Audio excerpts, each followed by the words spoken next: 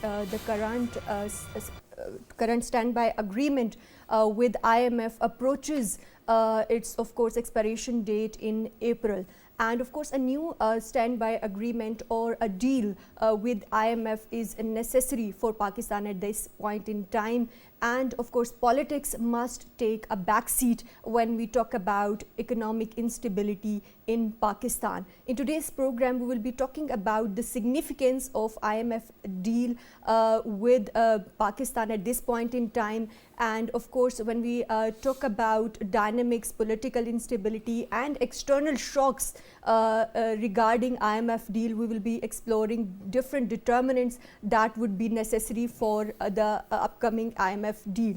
And of course, when we talk about Pakistan's foreign exchange reserves, what is the status on that, what needs to be done, what kind of measures are needed by the new government in this regard, we will be exploring in today's program as well. To discuss this and more, we are joined in the studios by Mr. Sheharyar, who is economist. Welcome to the program.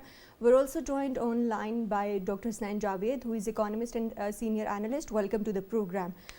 So, of course, Sheharyar, let me start with you. When we talk about this standby agreement with IMF, and it is going to be expired on 12th of April.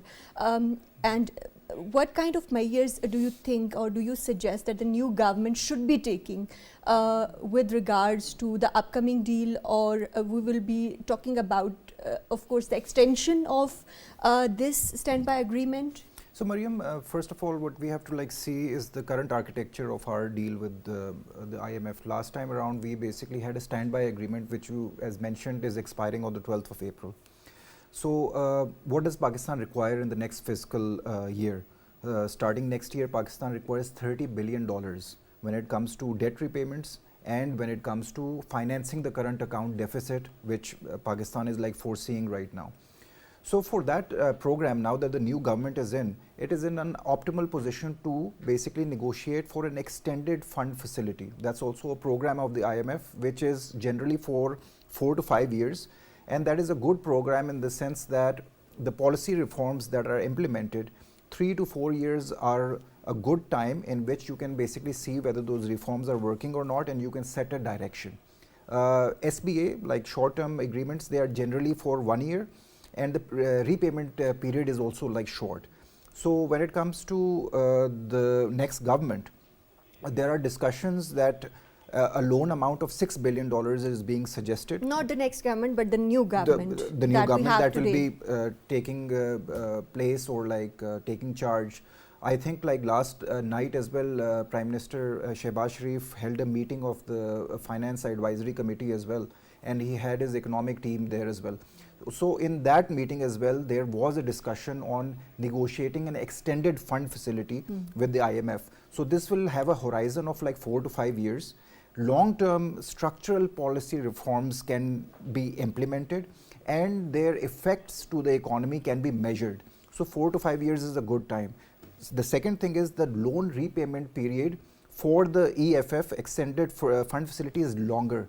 So it would take the pressure off the federal government to basically raise these loans as well. Right, we will be coming back to that. But Dr. Hasnain Javed, given the urgency of course, expiration regarding this standby agreement with IMF, what kind of specific measures, in your opinion, should the government be taking for smooth transition into next IMF deal? See, the most important thing is we must have to indulge in discussion between IMF staff and authorities on policy to strengthen the macroeconomic stability in the coming year. Continued and important progress has been made. Of course, it's in 2023. But the very important thing is, as you said, is taxes. Second is the fiscal adjustment. Third is inflation. We have to deal with the inflation. Primary surplus. Next is the spending cut. So Pakistan coalition government must make major spending cuts to meet the conditions of bailout. The very important things are taxes. So in your program, I really wanted to focus on the taxes because the whole of the program is about the policy restructuring, and reforms. Policy restructuring and reforms. So in the taxes, I would suggest that there was a wealth tax. Mr. Sheharyar must know that, and of course he also shed light on that.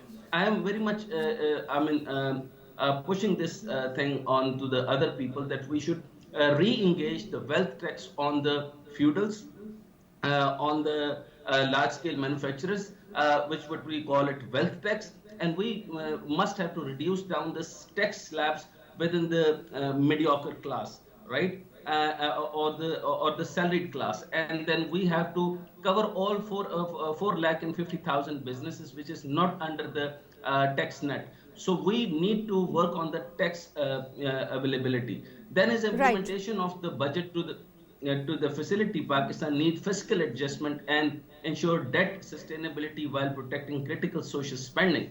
A return to the market determined exchange rate, very much important. So need to focus on the market exchange rate. Now we cannot allow anybody to again rechange the exchange rate. If they again rechange the exchange rate or determined exchange rate, or it is not competitive market exchange rate, then again we will go back. And the proper FX market functioning to absorb external shocks, what you are talking about, and eliminate FX shortages, and approximately tight monetary policy aimed to disinflation, and the further progress on the structural reforms, Right. particularly with the regard Right, to of energy course, sector viability, right. and very Structural importantly reforms is are also significant, but of course, let me take the same point to Sheharyar. Sheharyar, when we talk about, of course, structural reforms, that is going to be the next step.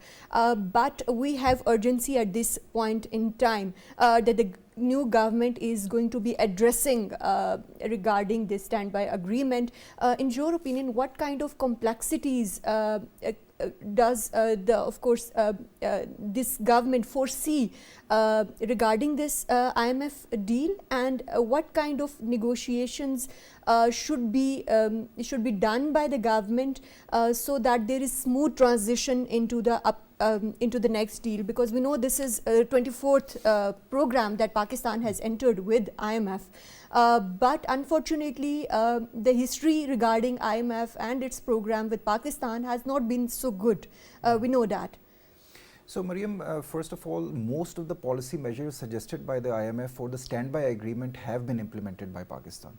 So, your question regarding what needs to be done more for the smooth transition, that will be a negotiation with the new government, which has already taken place, on what kind of policy measures. First of all, the biggest challenge that this government will be facing will be to formulate the budget, which is like coming up in a few months before June. So IMF has already suggested some policy reforms that the government will have to incorporate, and that would also allow for the negotiation to go smoothly, and that Pakistan can enter into the 24th program, which would be a much longer in nature. But some of the suggestions are going to be tough policy decisions for the government. What's your take on those? So basically, IMF is basically asking for three main things. One is to broaden the tax base. The tax to GDP ratio of Pakistan is around 10%, and according to IMF, it can be raised to around 12.9 to 13%. So how will that tax be increased? There are like a few reforms that IMF is suggesting. One is to broaden the tax base by reforming and restructuring FBR. And what Pakistan is basically saying, that we are already taxing the taxable. People who are already taxing are all bearing the most burden. So what Pakistan needs to do is like bring more people or more sectors into the tax net and broaden the tax base. Rather That's than what putting, Dr. Hasnain is also suggesting. rather than putting more taxes on the already burdened class. So that is like one area. The second area is the energy sector. That also needs to be reformed when it comes to transmissions, when it comes to the way we produce electricity, the way we use fuels to produce electricity. The tariffs of electricity are the highest in South Asia and Pakistan right now, which is not conducive for the industry to grow, and it is also not conducive when it comes to the general public as well, because it also encourages theft, and it also encourages people to move more towards like natural gas or something which is already depleting in Pakistan. So the reforms in the tax system, the reforms in the energy system, and the foremost where all elective governments kind of fail, and I'm using a very harsh word, that is the privatization of the state-owned enterprises, which are a burden, which are loss-making entities. And because of the political implications, a lot of political parties basically avoid the privatization of these enterprises as well. So that will also be a big challenge. A lot of work has already been done. Even in the last government, Prime Minister Shehbaz Sharif was in the lead. He initiated these reforms, and these reforms are taken forward with the caretaker government. And now that there is a continuity from the last time the reforms are taking place, now it's a good position that the current government would be in into completing this privatization process as well. Right, but, so these are the three. We know that on this SOEs issues, both parties in the government at this point in time are not aligned. So that would be another challenge for the government. So, Dr. Hasnain, we will be talking about SOEs as well. But first, I would like your comment on how this upcoming IMF deal or the negotiations that Pakistan is going to be having with IMF are going to be in alignment with the current fiscal year budget 2024, of course, that we have right now, and how important it is to ensure that the social spending is there for, of course, general public and the common citizen reaps the benefit of that. Look, Maryam, the thing is that very unfortunate situation is that under this IMF conditions, we cannot give so much. It is very unusual and it is very unfortunate. This should be very unpopulistic budget, and it is under the direction of IMF, or you can call it under the policy reform and restructuring of the IMF, because the size of the federal budget for the next fiscal year is 2024-25 is likely to be 16.50 trillion, and the financial deficit target expected to stand at rupees 9 trillion. So we have to compete with the tax collection target to next fiscal is likely to set on the 11 trillion, so almost 12% or more than that. So in my calculation, it could be more. It could be more. So the target of the transfer to the provision, to the provinces, was likely to be fixed at 5.32. So that's mean after 17,000. In the what would we call in billion, so only 7 is left. So when only 7 is left, that means that there is very much social spending. Right, and but wherever the volume of the public sector, wherever the public sector development program PSDP, what you ask for the next fiscal year is expected to set about 780 billion. So the previous was 301 billion was allocated to PSDP. So that means there is a large increase demand of the social spending. It was on 301 billion. Now it is needed 380 billion. Right. So, Sheharyar, can you provide us update on, of course, these reforms that are needed regarding government institutions, and of course, like you earlier mentioned as well, regarding privatization program, what kind of measures would be done by this government, keeping in mind that both parties in government at this point in time may have different viewpoints on how to see this privatization program or their perspective regarding SOEs might be very different from each other. So this is a challenge. When it comes to the coalition government that is being formed, one aspect that I'm observing is that one of the coalition partners is not really taking part in the cabinet as well as we see it right now. So there's still discussions and estimates on whether PVP will be joining the cabinet or not. Right now it has taken some constitutional positions, but he hasn't really negotiated for any positions in the cabinet. So when it comes to key decision-making ministries, that would be with the Shehbaz Sharif-led government. So they would have the onus of delivery when it comes to taking out Pakistan from these dire economic circumstances. So when it comes to major policy reforms, there are a few areas that require a lot of focus. As we mentioned, state-owned enterprises and the privatization process, that would take the bulk of the effort from this government. Then when it comes to restructuring. And when we talk about these measures, what kind of measures would be required, of course, immediately? Because one of the significant, of course, points that was put forth by IMF was regarding SOEs. And of course, government has to deal with that issue as well. So immediately, what kind of measures we would be witnessing in next few months? So Maryam, I think it would be more of a continuity of the reforms that have already been taking place. place. So this is like this is a good thing that I'm observing. Historically, what happens is that when a new government comes in, they basically start their own new reform agenda, and the process that has been being followed for the last like few years, that process is like stopped or diverted. So the good thing this time around that I'm observing is that the last government was also led by Prime Minister Shehbaz Sharif. Then the caretaker government that took place, they continued the policy implementations and implications that were coming from the Shehbaz Sharif government. Now that there is a continuity that we see in the last like 2 or 3 years, this is a golden period in which the reform agenda, especially the privatization of the state-owned enterprises, can eventually like go to a logical conclusion.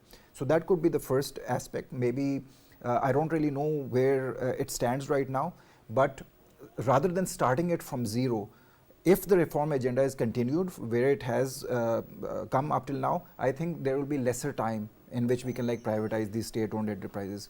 Other than that, the tax reforms and increasing the tax base, that would be a major challenge for this government.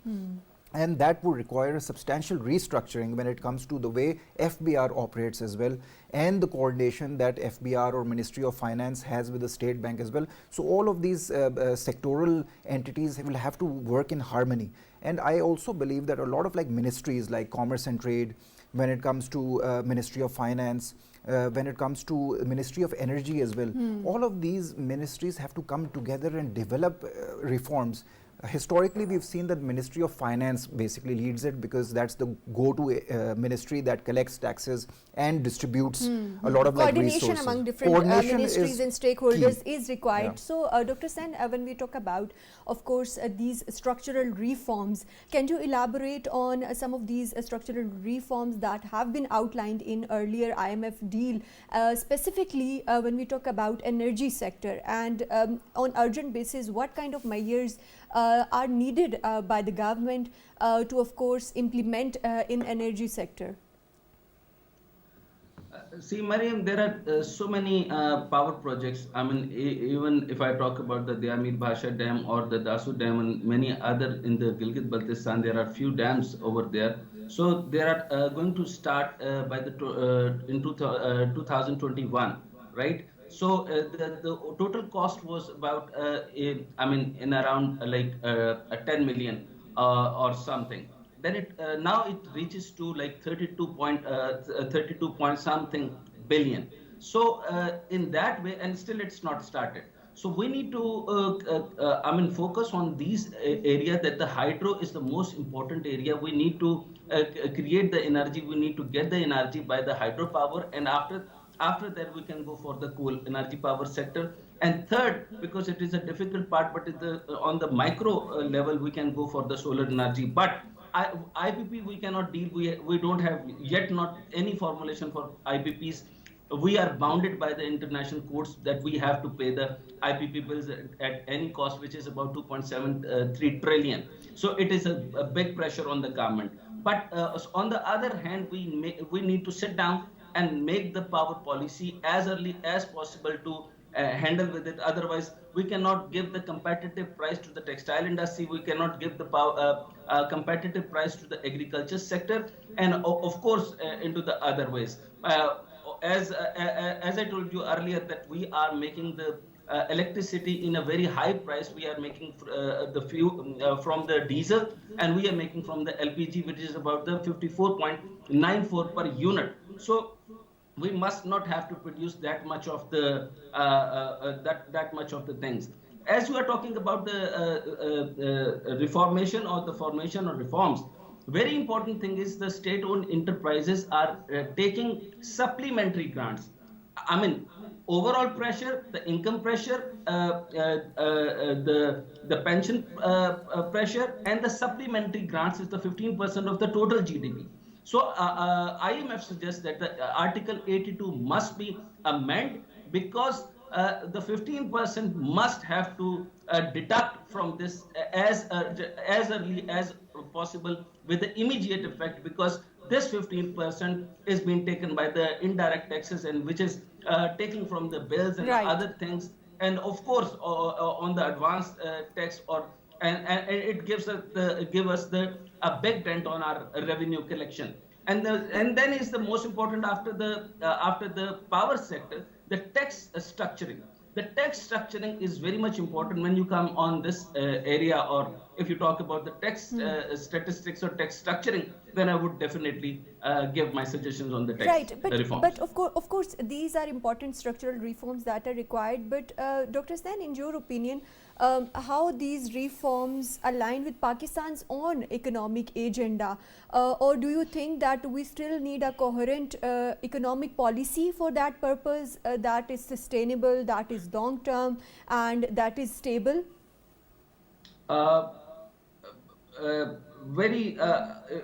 Frankly, let me tell you, this should be under the SIFC. This should be the Special Investment Facilitation Fund, and this should be the economy must not be intervene in this point in time. The 6 months to 1 year is very much important. Now, the political direction to the economy is, of course, is a directionless direction, and so that my suggestion is that the economy and economic decision to the power sector, to the of course that the energy sector, to the other sector, or by reducing down the different sectors.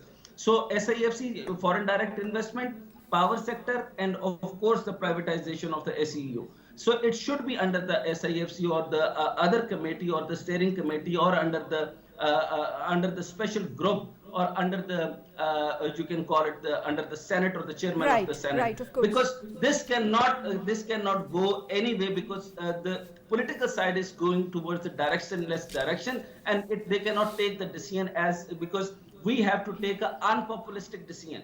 Need to understand that this time around, of Pakistan course, must rightly pointed out, Dr. Hasnain, that of course politics has to take a backseat when we talk about Pakistan's current economic crisis. But Sheharyar, at the same time, when we talk about, of course, foreign direct investments that are also important, and with, of course, political stability coming back to the country, what kind of measures and in what industries are needed by the new government to attract foreign direct investments, and of course to attract, of course, friendly countries to invest in Pakistan as well, and multilateral partners and development partners in coming back to Pakistan? So Maryam, as you just mentioned, and that is also a very key statement, that political stability would be a must for any sort of investment to come in. Political stability is also a must for Pakistan to negotiate a very viable IMF program as well. And political stability is a must to implement the policy reforms that the new government would be taking forward. So that is definitely the baseline. When it comes to attracting investment, Pakistan needs to develop an investment regime, and I agree that SIFC is doing that job to develop an investment policy that is lucrative for our friendly countries to come and start investing. When it comes to Pakistan's right now, the interest rates that the banks have, they're around 20 to 21%. These extremely high interest rates are not beneficial when it comes to anyone investing in Pakistan's economy. So we have to stabilize and move towards coming up with a structure in which we can control and curb the inflation, first of all, and then slowly and gradually start bringing this interest rate down. This interest rate is not conducive for any investments. Right now, whoever will be investing in the country would be looking long term, and that's our friendly countries, as you mentioned, in the Gulf, in the GCC, and China. We can look also towards eastwards as well in Southeast Asia. A lot of countries are interested in joining Pakistan, especially CPEC, when it comes to Pakistan's mineral reserves, when it comes to Pakistan's natural resources, when it comes to the agriculture sector of Pakistan. All of this is bundled under the framework of SIFC, and that is a vehicle that has the capacity and the potential to basically remove the red tapes that are there, remove the over-regulated economy that we have, and to attract investment in Pakistan. I think this interest rate is one hurdle that is keeping the investors away. Because if you want to basically take loans or go into any sort of like financialization, this will be a hindrance for a lot of like local businesses. So we need a conducive environment for the investors to actually come back to the country and invest in here. But Dr. Hasnain, in your opinion, what significance does the external shocks play in this regard? Of course, we know the floods back in 2022, that of course and their impact on Pakistan's economy. At the same time, the instability caused by, of course, Russia's war in Ukraine. Those are some of the external shocks that have also led to price hike in, of course, energy sector as well. Do you think that they are going to be having an impact on Pakistan's economic stability in the long term and in the future as well? That is just not on the Pakistan. It is also even United States is under the same circumstances, and it's a $33 trillion they are under the debt, and same as the other thing, talking about the Ukraine and other areas. So of course we have the Afghanistan, we have the other neighbors which they want us to be destabilized. These are the factors, of course, and of course, we are going for the Iran through the barter trade, and of course, 35% of the diesel, smuggled from there, and we have to convert this into the barter trade system. So, but we have to remove all the glitches. And moving on to the foreign investment side, so that the whole circumstances can come. Right. You mentioned about this barter trade agreement with, of course, Iran. In your opinion, what kind of bilateral as well as multilateral agreements Pakistan need to enter in urgency for, of course, a smooth transition into next IMF deal? And of course, we need some rollover from friendly countries as well. So can you elaborate on that? As we are into the process of the Iran-Pakistan gas pipeline of the 80 kilometer, that is very much important, so that if the gas comes over and it is just the 180 days, and if not, there would be the penalty of the million of the dollars. So we have to confirm, we have to work on this, we have to work the feasibility report. We already have inducted the Swiss companies to be in that sector from the Iran-Pakistan gas pipeline, so that it comes directly to the Gwadar. And then we are in micro businesses, small and medium enterprises can get benefit.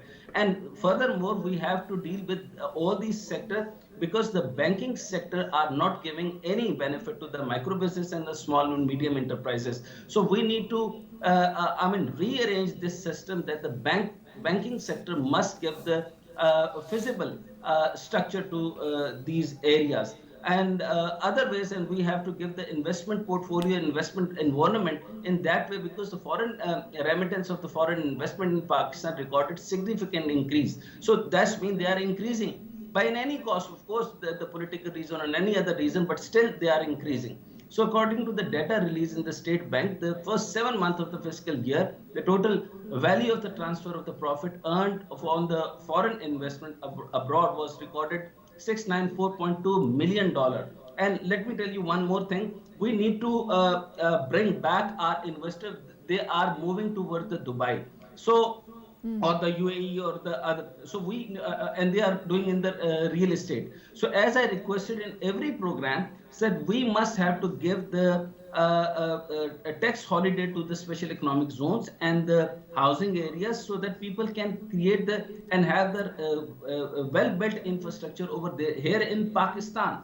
Rather, they are taking their investment to the UAE or to the other countries, and approximately to me it's $1 billion is being already gone back to the different countries. So we have to work on this, and of course the tax slabs must be discussed in a very better way, because if FBR will simplify tax scheme to the retail sector, but this is very difficult task, because the small retailers earn much higher things, whether it is meat, whether it is fisheries, whether it is anything. Like for example, initiative aim to bring the remaining 32 million of the retailer into the tax net. So we need to bring out 32 million of the retailer into tax net. and the Right. potential generate income tax revenue between to 400 billion to the 500 billion. So these are some of the aspects, but we need to discuss this area under the tax revenue collection, and we need to formulate and we need to create the formula how we collect the revenue. But second important thing is our investment must not go out. Rather, we need to grab the Of course, investment bringing into capital the back to the country Pakistan. is very important when we As we talk have the about 9 this. economic zone, we have to work on it. For that Right. reason, Board of Investment, we have to place a very important and a specific and very credible person over in the Board of Investment, and we need to hire technocrats over there.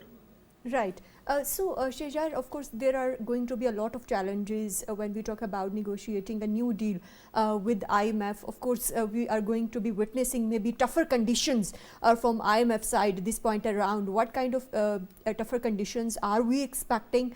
And of course, how much new loan should Pakistan be, of course, vying for in the new deal? So, Maryam, your first point when it comes to tougher negotiations and political solutions. So, and tougher conditions put forth by them. Yeah. So, before like going on to IMF, one area that we've missed out in this whole discussion is the need to renegotiate the National Finance Award, NFC award, basically. So, what generally we need to do is we have to renegotiate and like incentivize the provinces on like raising funds through agriculture, which is under the provinces, also through property taxes as well, and lessen the burden on the federal government as well. What the federal government right now is doing, it's like borrowing to basically fulfill its commitment to the provinces through the NSC award. So this requires political solutions. This is a political problem. And that also needs to come into the national agenda when it comes to negotiations and how all of the provinces can come and sit together and come up with a viable solution. So that is like one area that is missing. Now when we talk about the negotiation with IMF and what IMF will probably require from Pakistan, that Pakistan is looking to go into, as I basically mentioned, the extended fund facility for around like $6 billion for the next 4 to 5 years, and a lot of like policy reforms that will come with it.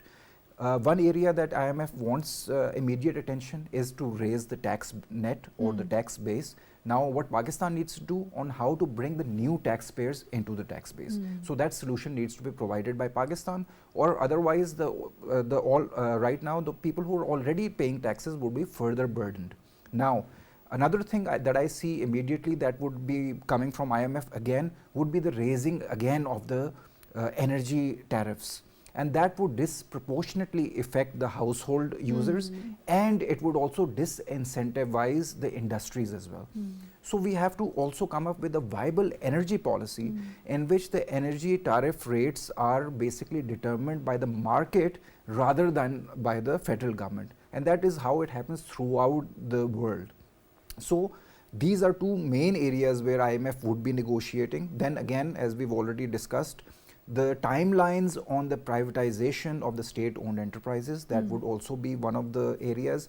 IMF generally doesn't get into political negotiations or issues or areas that are political in nature.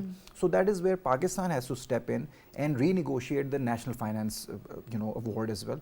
And that is when all the provinces would have to like do their part and to raise their own funds, bring a lot of these sectors historically that have not been in Pakistan's tax net. That, as Dr. Hasnain has also mentioned, is the retail sector, that is the agricultural sector, and that is also the property sector, real estate sector as well. That has historically been and shielded. now we have a lot of budding, of course, entrepreneurs as well that are not in the main tax system But at this point in time. We also need to provide a conducive environment in which people can basically showcase their not to talents. push them away, of course. We have to like encourage entrepreneurs. We have to encourage the IT sector. We have to encourage digitization. We need to decrease the size of the government. And even right now, I personally believe Pakistan is an over-regulated society.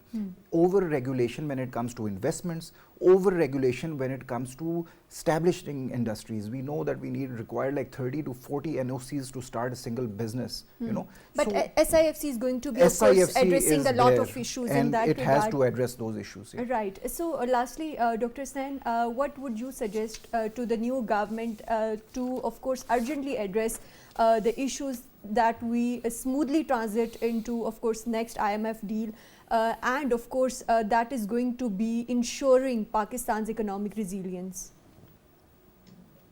If I would have to say only one thing which is the root cause of all the problem is we must have to reduce the government footprint, which is 67% to the statistical analysis, and to me it is about the 87%. Every private business have to take a permission from the federal ministries, and to me they are redundant. They are not doing anything. So for that reason, why we need for that reason, only the 10% of the total privatization of the total GDP is done, and Sheharyar Sahab is very much rightly said and focusing on the right. I would say it's a bullseye point, like that. We must have to educate the policymakers that we must have to focus on the micro businesses, and not even the small and medium enterprises. First to the micro businesses, then making the policy for them, and we have to build the entrepreneurial development. We have to create the entrepreneurs in every sector, whether it is whatsoever it is, and we need to reduce down the government footprint and SROs. And this SRO term is actually the statutory regulatory ordinance. This should be removed at earliest as possible. And of course, we already discussed much about the taxes, but we need a full program on that. Much have to discuss all these important issues. But just one thing which is very much important: there is going to be a super tax on the large scale manufacture. Right. This could be the bad impact on the industrial zone. Again, we have to rethink that issue, whether we have to install the super tax on it, on them, because it was already 3%. Right. If it goes to the 6%, then the large scale manufacturing goes condensed. Right, of course, we have covered a number of points when we talk about Pakistan's upcoming standby agreement with IMF, and now we will be taking a short break here, and after break we will be discussing the 13th ministerial WTO conference that was concluded in Abu Dhabi. Of course, Abu Dhabi, and the geopolitical tensions that are going to be impacting multilateralism, and what kind of reforms are needed at WTO to maintain its relevance. So, Sheharyar, when we talk about this recently concluded conference, in your opinion, what were some of the main sticking points that, of course, led to obstacles regarding the membership to reach an agreement regarding, of course, overfishing? So, Maryam, as you mentioned, the biggest sticking point that is emerging right now is generally due to the geopolitical tensions that the world is going through right now. And due to those geopolitical tensions, especially the war in Ukraine, which has disrupted the international value chain systems throughout the globe, it is very difficult to bring all these countries to a consensus. So that was the one thing that I observed, that a broad consensus was not reached on any of the sticking points or the main touch points of this conference. And obviously a lot of policy dialogues were opened, but this conference could not really conclude with the consensus on any of the topics. What were those broad topics? One is to establish an international dispute system when it comes to resolving trade related issues, when it comes to putting customs and duties on digital commerce. And that when in 1998, I remember, when it comes to digital communications or digital internet related services, there is a ban on putting customs duty on that, and that ban is set to be lifted this year. So now the world needs to come together and come up with a consensus of whether this whole arrangement that was signed in 98 would continue, or various countries would put various custom duties on, for example, movie downloads, for example, when it comes to how internet is basically taxed. So that has an impact on e-commerce globally. So there's no consensus on that as well. Right, right. And you mentioned about not consensus on these key issues that were on the agenda of this important ministerial conference. So keeping in mind these sharp divisions among the member states, how do you see this impacting the significance and relevance of WTO? So, Maryam, given the whole geopolitical arena in the world right now and the divisions that are there, and keeping all of these divisions in mind, even up till now, WTO is the sole organization or the platform that basically brings all of these countries together to basically negotiate and start a policy dialogue process. So in that case, this conference was successful in bringing all of these issues to the table, and all the relevant stakeholders came up with their own misgivings or their own issues when it comes to coming up with these consensus on these like broad topics. Right now, other than the WTO, there is no such platform in which trade disputes can be discussed or agreed to. So in that sense, WTO is fulfilling its duty. When it comes to bringing all these countries into consensus, two issues: one, geopolitical tensions, and secondly, the division between the global north and the global south. When you mentioned in your introduction the taxation or like ending the subsidies on fisheries, that is the main sticking point between developing countries and developed countries. Right. Now, developing countries don't want to implement those policy reforms that will hurt their domestic industry. Right, but at the same time, Sheharyar, there are some issues that are, of course, impacting global north and global south at the same time, and keeping in mind or agriculture being a sensitive issue that was discussed in this important ministerial conference, and we witnessed India's concerns in that regard as well, and we see that farmers' protests are ongoing in India as well as in Europe. So how do you think this is going to be impacting the global food security? And there were divisions on this agriculture issue as well. So what's your take on that? So there's division on agriculture, there's division on fisheries, there's division and discussion on the environmental sustainability, all of these sectors as well. Now that whole discussion comes on the philosophy of WTO on how much influence can WTO have on the domestic policies of various governments. Now that division is there between global north, global south, but global south would not want to implement any policies that would give it backlash when it comes to their local production, when it comes to their local farmers, when it comes to their local economies.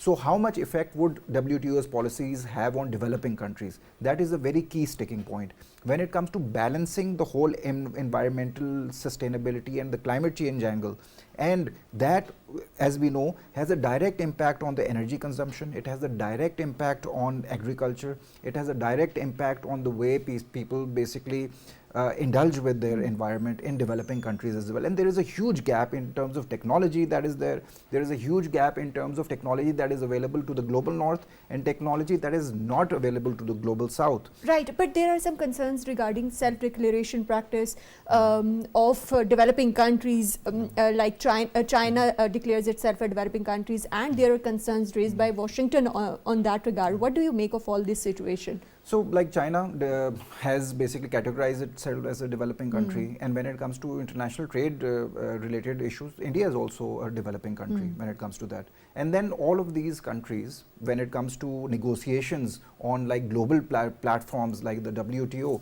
in which has a membership, or like the key industrialized nations, if we can say, of the global north, they have like a certain set of criteria, a certain set of frameworks in which they operate.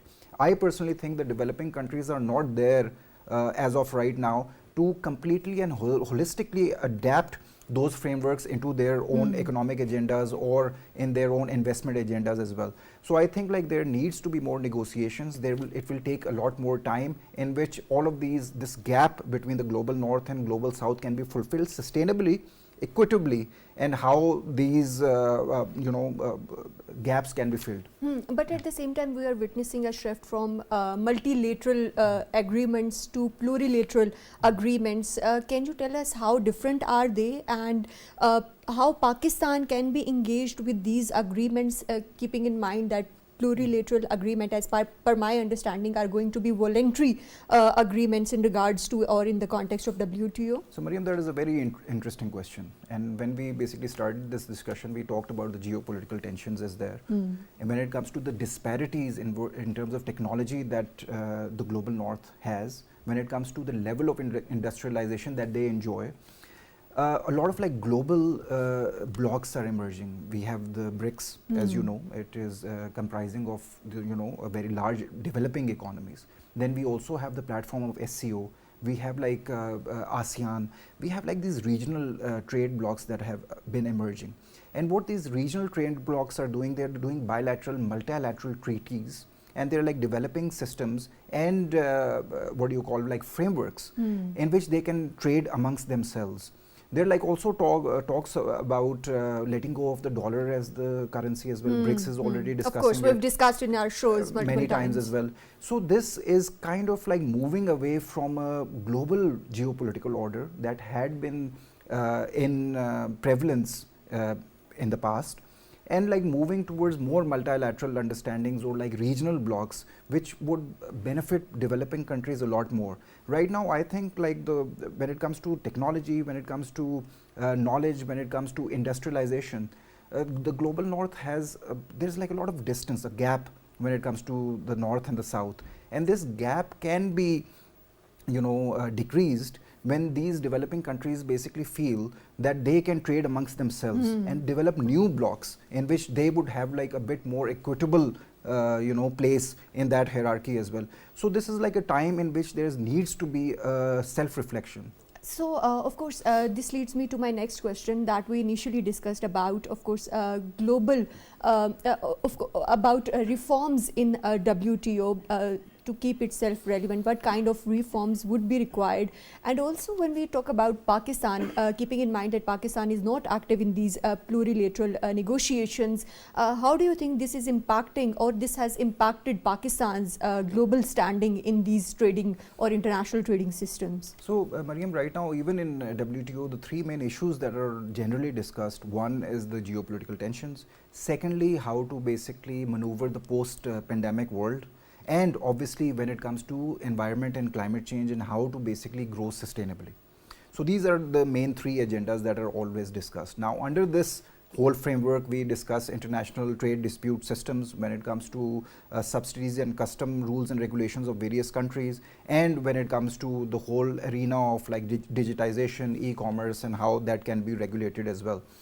When it comes to all of these sectors, the developing countries, I feel, have to make the most sacrifices.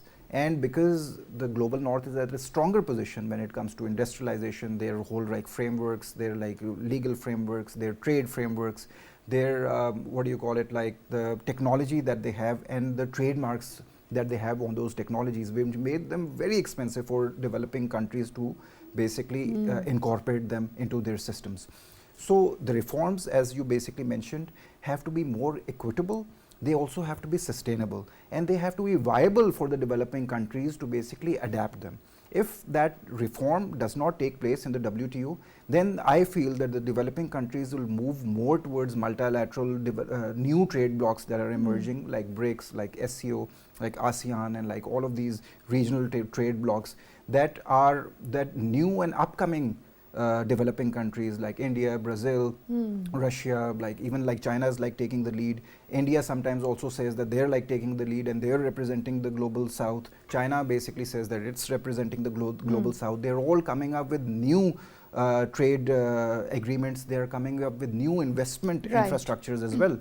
And I feel that the developing countries are more aligned to that new development or the new blocks that are emerging. Right. So if we need a global consensus, a global organization such as WTO to take the lead, they will have to take into account the discussions or the incentive structures that the developing countries need to have like confidence in Hear that the voices of global south and, as well. Yeah, represented. Right. Thank you very much, Mr. Sheharyar Khan, for joining us in today's program. Thank you very much, Dr.Hasnain Javed, for joining us in today's program. Of course, the world has changed and institutions like World Trade Organizations need to evolve as well. That's all from Game Changer tonight. Take care. Allah Hafiz.